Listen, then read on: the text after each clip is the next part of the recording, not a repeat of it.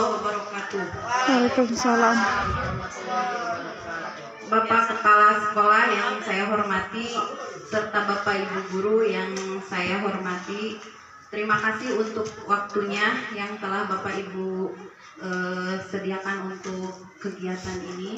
Alhamdulillah pada hari ini kita bisa berkumpul dalam kegiatan penyebaran pemahaman modul 1.4 berkaitan dengan adanya tugas di modul 1.4 mengenai penyebaran pemahaman budaya positif. Tugas ini berkaitan dengan aksi nyata di modul 1.4 yaitu tentang budaya positif yang akan dibawakan oleh saya, Nurul Rohimah, calon guru penggerak angkatan 9 dari SMP Negeri 2 Tarogong Kalean. Bapak Ibu semuanya, sebelum kita lanjutkan ke materi selanjutnya, sebelumnya saya ingin bertanya dulu kepada Bapak Ibu, apakah Bapak Ibu pernah mendengar kata budaya positif? Apakah pernah Bapak Ibu? Menurut Bapak Ibu, budaya positif itu seperti apa? Budaya positif itu apa? Perilaku yang baik. Betul sekali. Ada lagi yang ingin berpendapat? Oke ya, betul sekali ya bahwa budaya positif itu di dalamnya terdapat sebuah perilaku yang baik. Jadi budaya positif itu adalah pembiasaan-pembiasaan yang bersifat positif di sekolah dan berpihak kepada murid supaya murid itu berkembang menjadi anak yang bertanggung jawab dan juga mandiri. Nah, itu seperti itu ya, itu budaya positif.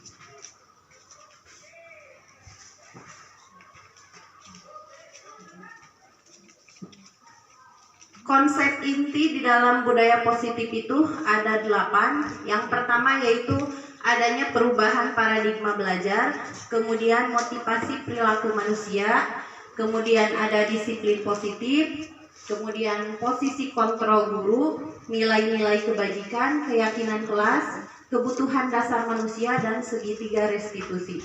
Nah, ke-8 konsep ini merupakan konsep inti yang ada di dalam budaya positif. Jadi apabila kita ingin menciptakan sebuah budaya positif di sekolah kita, maka kita harus tahu ke-8 konsep inti ini, karena ini saling berkaitan.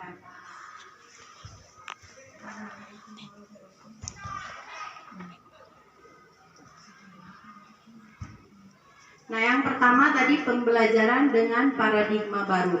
Apa sih yang dimaksud dengan pembelajaran dengan paradigma baru? Mungkin kita pernah mendengar ya, ada istilah teacher center atau student center. Nah, kalau zaman kita sekolah, mungkin kebanyakan guru itu melakukan pembelajaran dengan cara berpusat kepada guru. Nah, kalau sekarang dengan adanya pembelajaran paradigma baru di sini, yang dimaksud paradigma baru di sini adalah bagaimana kita menjalankan proses pembelajaran yang berpusat kepada murid atau student center. Nah, pembelajaran dengan paradigma baru adalah pembelajaran yang dirancang berdasarkan prinsip berdiferensiasi, sehingga para peserta didik belajar sesuai dengan kebutuhannya untuk mewujudkan profil pelajar Pancasila. Hal ini sesuai dengan kurikulum Merdeka ya. Jadi kita harus mulai menerapkan pembelajaran yang berpusat pada murid. Nah, salah satunya itu dengan pembelajaran yang berdiferensiasi. Nah, sebenarnya saya juga banyak kesalahan dalam mengartikan berdiferensiasi. Ternyata berdiferensiasi itu banyak sekali hal yang harus dipertimbangkannya, bukan hanya membedakan dari segi audio, visual, atau kinestetik, bukan hanya itu ya. Mungkin di modul selanjutnya akan lebih dibahas secara detail, dan mungkin apabila Bapak Ibu penasaran, Bapak Ibu bisa mengikuti CGP ini ya di angkatan selanjutnya.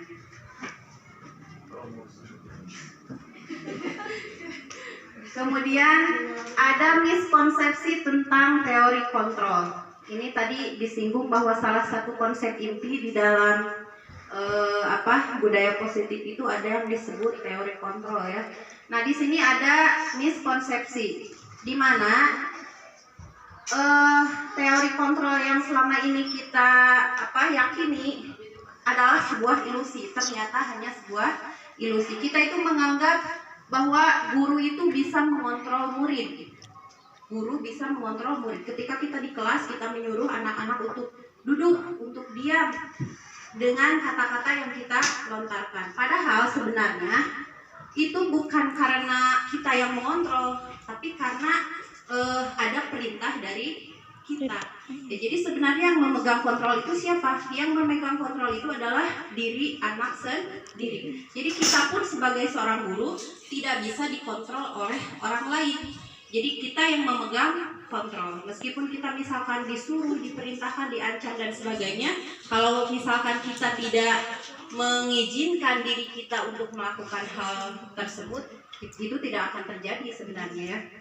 Jadi banyak kesalahan. Ada lagi ilusi bahwa semua penguatan positif, efektif dan bermanfaat. Padahal tidak semua seperti itu ya.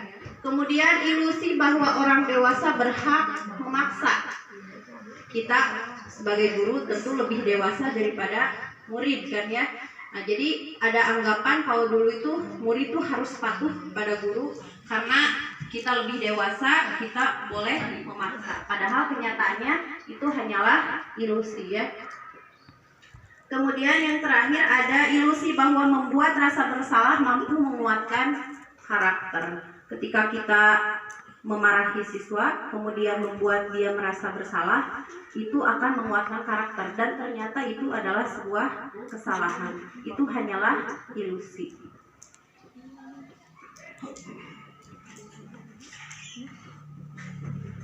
Nah, kemudian tadi dalam konsep inti itu ada yang disebut disiplin positif. Disiplin kalau menurut pengertiannya berasal dari kata disiplina yang artinya belajar. Jadi disiplin itu artinya belajar ya. Kemudian apa sih disiplin positif? Disiplin positif merupakan salah satu cara penerapan disiplin yang bertujuan untuk menumbuhkan kesadaran dan memberdayakan peserta didik tanpa adanya imbalan, ancaman atau hukuman. Jadi harus ada kesadaran di dalam diri sendiri. Bagaimana murid itu membiasakan dirinya tanpa ada paksaan, imbalan ataupun hukuman.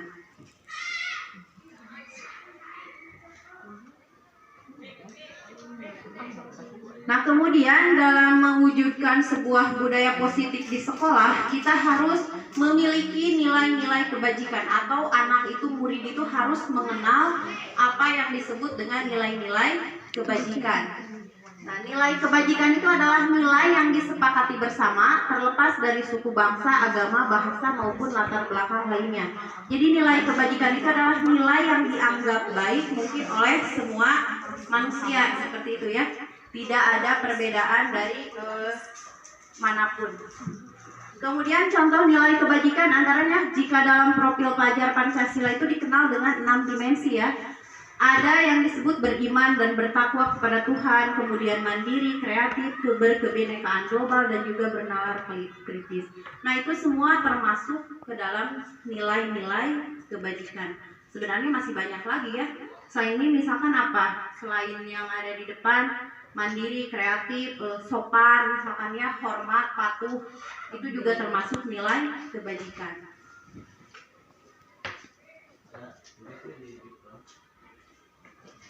Nah, kemudian selain hal yang tadi yang saya sampaikan, ada 5 kebutuhan dasar manusia. Yang pertama, ada yang disebut kebutuhan untuk bertahan hidup. Kemudian ada rasa ingin diterima atau dicintai. Kemudian penguasaan, kebebasan, dan juga kesenangan. Nah, ini 5 kebutuhan dasar manusia ini akan mempengaruhi setiap tindakan yang kita lakukan. Mungkin kalau kita contohkan dalam kehidupan kita sehari-hari sebagai guru, kita datang ke sekolah pasti ada pemenuhan dari 5 kebutuhan dasar manusia ini. Ya, kita bekerja untuk apa? Pasti untuk memenuhi bertahan hidup, yang survival ya. Jadi untuk memenuhi kebutuhan kita bertahan hidup. Kemudian ada lagi misalkan kesenangan. Contohnya misalkan ngapain sih kita scroll HP, lihat TikTok dan sebagainya, itu kesenangan. Itu karena kita membutuhkan apa? Hiburan agar kita menjadi senang kan, seperti itu. Nah, jadi ada 5 kebutuhan dasar manusia yang ini tidak bisa dipisahkan, tidak bisa terlepas dari setiap orang, termasuk murid kita. Jadi ketika murid kita bertindak di kelas, misalkan tidak mau belajar, nah kita harus ditelusuri kebutuhan dasar apa yang mungkin sedang ingin dia penuhi. Mungkin ada misalkan kalau di sekolah kita ada beberapa siswa yang ketika kita masuk kelas izin ke kantin untuk sarapan. Nah, itu berarti dia sedang berusaha memenuhi apa? Kebutuhan bertahan hidup. Itu kan kalau bertahan hidup itu hubungannya dengan makanan, kemudian pakaian mungkin, kemudian tempat tinggal dan sebagainya. Nah, kalau yang 4 ini yang rasa diterima, kemudian penguasaan, kebebasan, kesenangan, ini sifatnya psikologis ya. Kalau yang bertahan hidup itu fisik bersikap fisik, kalau yang ini psikologis. Kemudian misalkan ada anak yang selalu jahil terhadap temannya, itu ada kebutuhan dasar yang ingin dia penuhi sebenarnya. Bisa karena kesenangan, bisa juga karena penguasaan. Nah, contoh bullying itu adalah biasanya karena dia ingin menunjukkan penguasaan, bahwa dia itu punya kekuatan untuk menindas orang lain. Nah, itu salah ya sebenarnya. Kemudian ada 3 motivasi perilaku manusia. Ini berhubungan dengan yang tadi di awal saya bahas mengenai kontrol diri ya. Jadi kontrol diri itu tidak bisa dilakukan oleh orang lain, tapi oleh diri kita sendiri, termasuk murid. Jadi sebenarnya murid itu nurut itu ada 3 kemungkinan ini. Ada mungkin karena dia itu untuk menghindari ketidaknyamanan atau hukuman. Ketika dia patuh, apakah dia karena motivasinya karena tidak mau dihukum. Yang kedua, untuk mendapatkan imbalan atau penghargaan dari orang lain. Apakah dia sekolah itu karena ingin mendapatkan imbalan, misalkan bekal jajan dari orang tua, atau mungkin ingin ranking dan sebagainya. Atau yang ketiga, motivasi perilaku manusia itu untuk menjadi orang yang mereka inginkan dan menghargai diri sendiri dengan nilai-nilai yang mereka percaya. Nah, dan yang ingin kita gali, yang ingin kita tumbuhkan di dalam diri siswa tentu saja motivasi perilaku yang nomor 3 ya. Jadi kita harus menumbuhkan motivasi perilaku di dalam diri siswa itu dari diri mereka sendiri, atau disebutnya motivasi intrinsik. Kalau yang 2 ini, yang menghindari hukuman dan ingin mendapat imbalan, itu termasuknya motivasi ekstrinsik dari luar. Jadi ketika kelemahannya adalah ketika tidak ada imbalan, ketika tidak ada hukuman, mereka mungkin saja akan melalaikan kewajibannya mungkin ya, seperti itu. Nah, kalau sudah tumbuh motivasi intrinsik di dalam dirinya, meskipun tidak dikasih bekal jajan, meskipun tidak dimarahi oleh guru, anak akan tetap pergi ke sekolah. Seperti itu. Kemudian konsep inti dari budaya positif juga ada yang disebut dengan 5 posisi kontrol guru. Nah, ini bisa sambil kita berefleksi ya Bapak Ibu. Jadi ada 5 posisi kontrol guru yang sebenarnya sudah kita terapkan mungkin ya. Ada yang sudah, ada yang belum. Nah, yang pertama, posisi kontrol guru itu adalah posisi penghukum. Posisi penghukum itu bagaimana? Jadi ketika anak melakukan sebuah kesalahan atau suatu tindakan, maka guru langsung memberikan hukuman. Jadi kalau posisi penghukum itu biasanya secara tiba-tiba tanpa adanya rencana terlebih dahulu. Jadi ketika ada anak misalkan kesiangan, silakan kamu berdiri di lapangan. Nah, itu disebutnya posisi sebagai penghukum ya. Dan biasanya posisi penghukum itu menggunakan kata-kata yang tidak mengenakan bagi murid atau bagi siapapun, ya termasuk juga kita mungkin guru. Bisa kemudian kata-katanya menghardik dan sebagainya, itu banyak ya. Jadi tidak mengenakan. Kemudian imbasnya biasanya murid akan merasa takut mungkin ya, atau merasa sakit hati itu kalau kita berada di posisi seorang penghukum. Kemudian yang kedua ada posisi pembuat rasa bersalah. Kalau pembuat rasa bersalah itu contohnya misalkan seperti ini. Ketika ada anak yang kesiangan, kemudian kita datang menegurnya, tapi posisi pembuat bersalah ini menggunakan kata-kata yang relatif lemah lembut, namun nyelekit gitu ya, lumayan. Misalkan gini, ya kamu kesiangan wae, akhirnya kan ibu ditegur oleh kepala sekolah. Nah itu kan kata-kata seperti itu sebenarnya tidak membuat sakit hati ya, masih lembut biasa aja, tapi di balik itu akan menimbulkan rasa bersalah di dalam diri siswa gitu, seperti itu. Atau misalkan di kelas, ayo kamu kerjakan tugasnya, nanti ibu dimarahi oleh ibu siapa misalkan, nanti ibu dimarahi oleh kepala sekolah. Nah itu jadi si guru itu berada di posisi pembuat rasa bersalah. Kemudian yang ketiga ada posisi teman. Nah kalau posisi teman, jadi ini antara guru dengan siswa ini relatif lebih dekat, kemudian lebih akrab, namun ada beberapa kekurangannya, di mana salah satunya ketika anak belajar, misalkan diajar oleh guru yang lain, biasanya dia akan menunjukkan perilaku yang berbeda dengan ketika dia belajar dengan guru yang dianggap dia sebagai teman. Itu kekurangan dari posisi sebagai teman. Contohnya bagaimana? Misalkan ketika anak tidak mau mengerjakan tugas, ayolah bantu ibu, kata-kata seperti itu merupakan tanda bahwa kita itu menganggap murid sebagai teman, karena kita dekat dengan siswa ya. Atau misalkan tolongnya dikerjakan demi ibu misalkan, nah itu juga sama posisinya, berarti kita sebagai teman, dan itu kurang baik ya.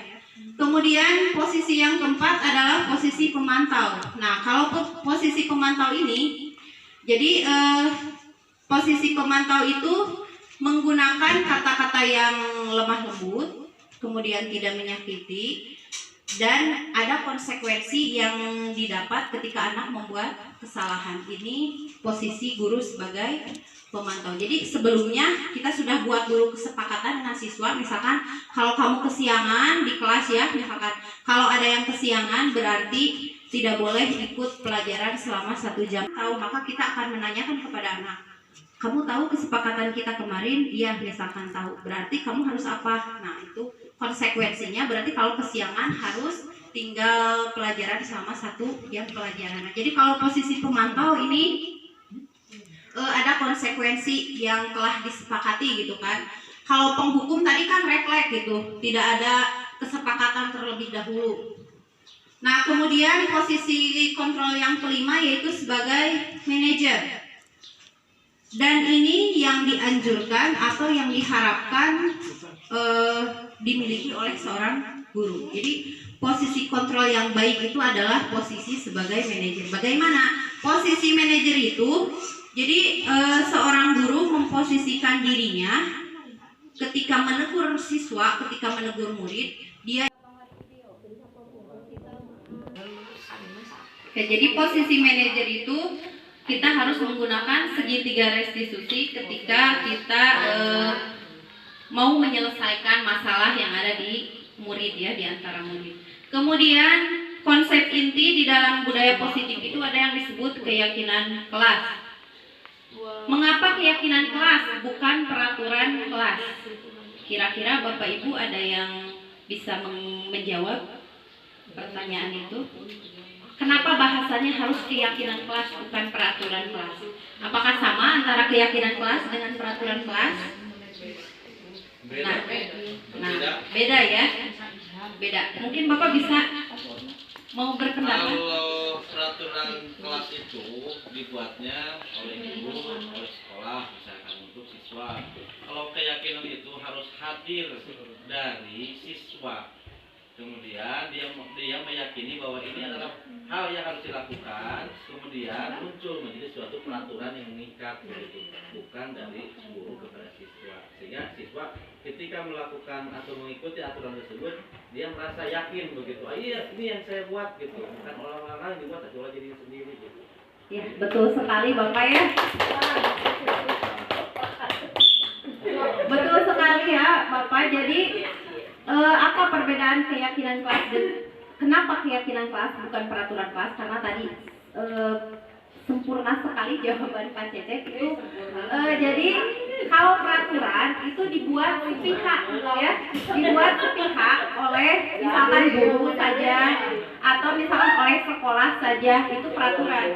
Kalau keyakinan kelas itu semua murid terlibat.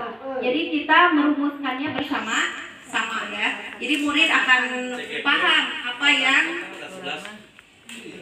yang akan mereka buat. Nah, contoh keyakinan kelas di sini ada, datanglah tepat waktu, kemudian buanglah sampah pada tempatnya. Nah, jadi kalau kita membuat keyakinan kelas, itu kata-katanya harus merupakan pernyataan positif. Pernyataan positif itu yang baik yang seperti ini. Jadi tidak ada kata dilarang misalkan, atau tidak ada kata tidak boleh. Nah, kalau yang ada kata dilarang membuang sampah di kelas itu berarti pernyataannya negatif. Ya, jadi kita ganti kata-katanya menjadi buanglah sampah pada tempat, atau dilarang kesiangan misalkan. Nah, itu bisa kita ganti dengan datanglah tepat waktu. Ini disebutnya pernyataan yang positif. Jadi kalau kita membuat keyakinan kelas, gunakan pernyataan yang positif. Dan ini bisa kita praktekkan di kelas masing-masing ya, oleh wali kelas masing-masing. Dan kalau kita membuat keyakinan kelas itu tidak boleh terlalu banyak ya, jangan terlalu banyak, bisa mungkin hanya 4 atau 5 keyakinan saja. Yang penting itu bisa diresapi oleh setiap anak seperti itu.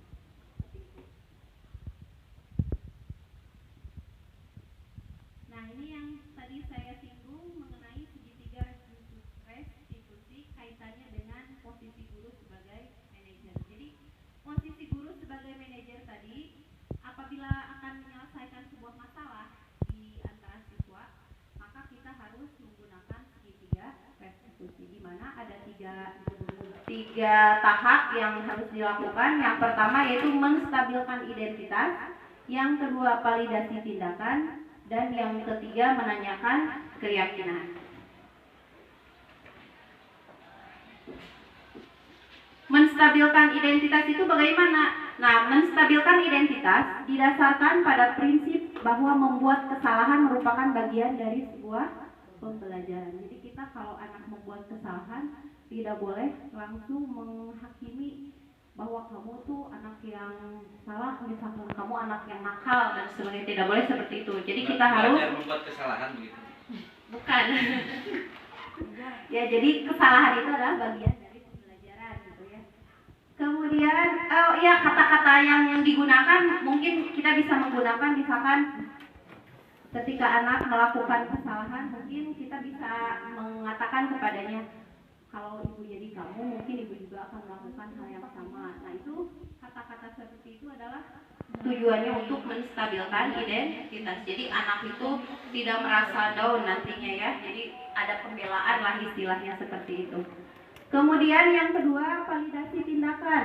Nah, hal ini dilakukan berdasarkan prinsip bahwa setiap perilaku berupaya untuk memenuhi kebutuhan tertentu. Maksud kebutuhan di sini adalah kebutuhan dasar yang tadi dibahas ya, yang 5 kebutuhan dasar itu. Jadi kalau kita melihat ada anak melakukan sebuah perbuatan yang tidak baik, berarti kita harus memvalidasi tindakannya. Berarti ada kebutuhan dasar yang ini dia penuhi. Misalkan ada anak berantem dengan temannya gara-gara misalkan kebutuhan makanan dan sebagainya. Berarti dia sedang memenuhi kebutuhan dasarnya yang survival gitu kan. Atau misalkan tadi ada anak yang membuli temannya, berarti dia ada kebutuhan yang ini dia penuhi, yaitu power ya. Nah, kemudian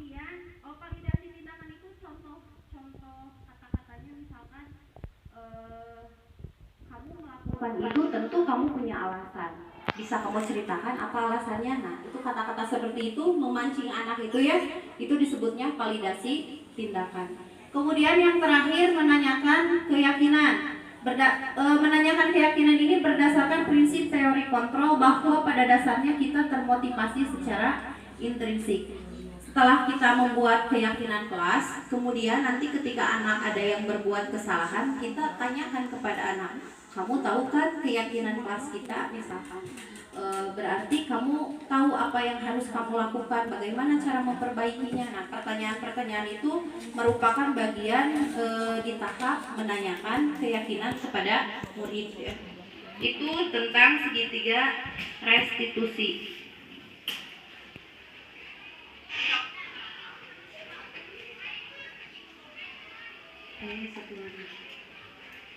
Nah, Bapak Ibu, kesimpulannya ya. Jadi seorang guru yang baik harus memiliki kemampuan dalam mewujudkan budaya positif di sekolah. Budaya positif tersebut dapat dilakukan apabila guru menerapkan konsep-konsep inti mengenai disiplin positif.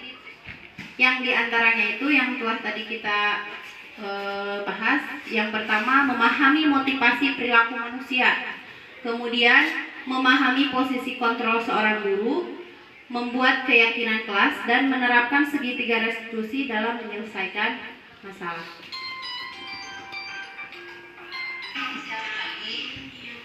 Ini contoh penerapan segitiga restitusi ya.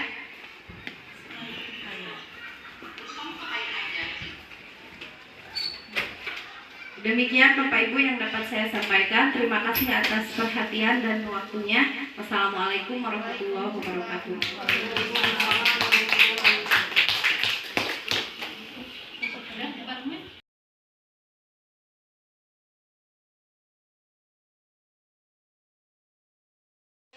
Assalamualaikum warahmatullahi wabarakatuh.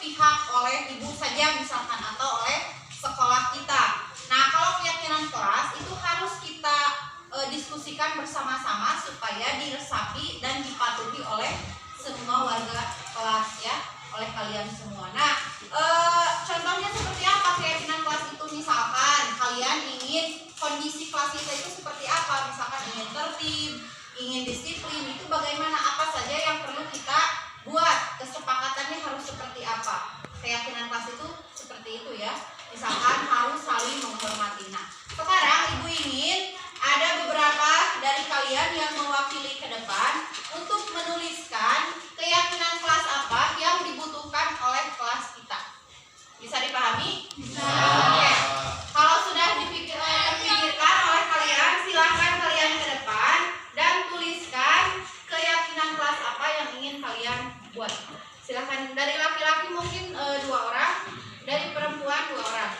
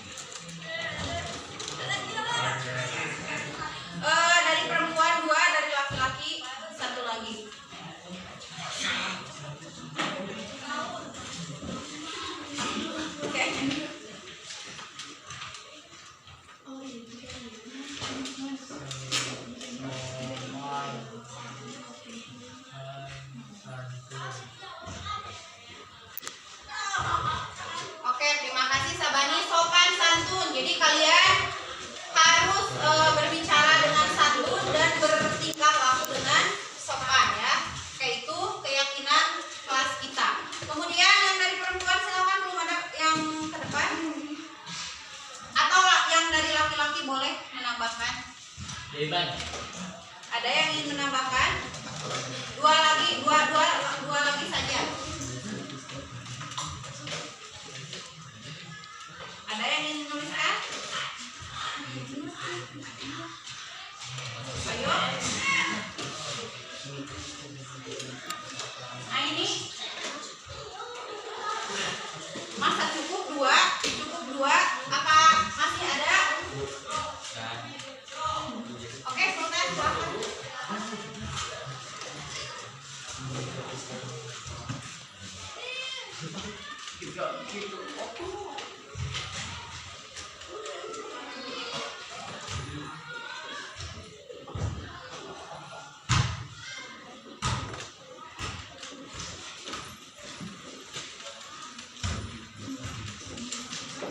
Oke, terima kasih Sultan. Jadi mengikuti setiap pelajaran. Jadi jangan pilih-pilih guru ya. Berarti kalian harus mengikuti seluruh mata pelajaran.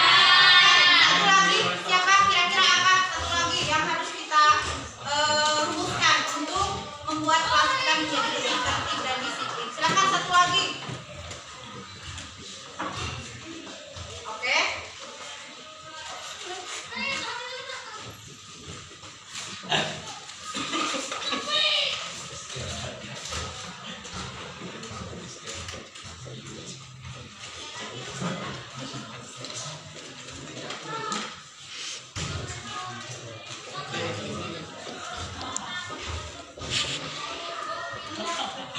Oke, yang terakhir adalah melaksanakan jadwal piket untuk menjaga kebersihan kelas.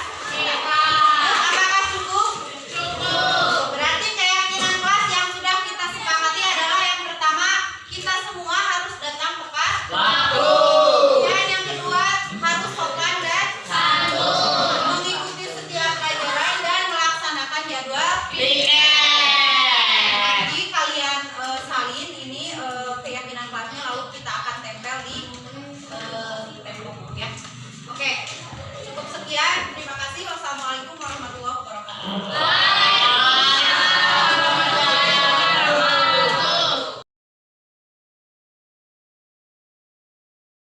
Assalamualaikum warahmatullahi wabarakatuh. Perkenalkan, nama saya Dita Selvira dari kelas 9A. Saya senang sekali merumuskan keyakinan kelas bersama teman-teman. Keyakinan kelas sangat bermanfaat karena membuat kami belajar bertanggung jawab. Terima kasih. Wassalamualaikum warahmatullahi wabarakatuh.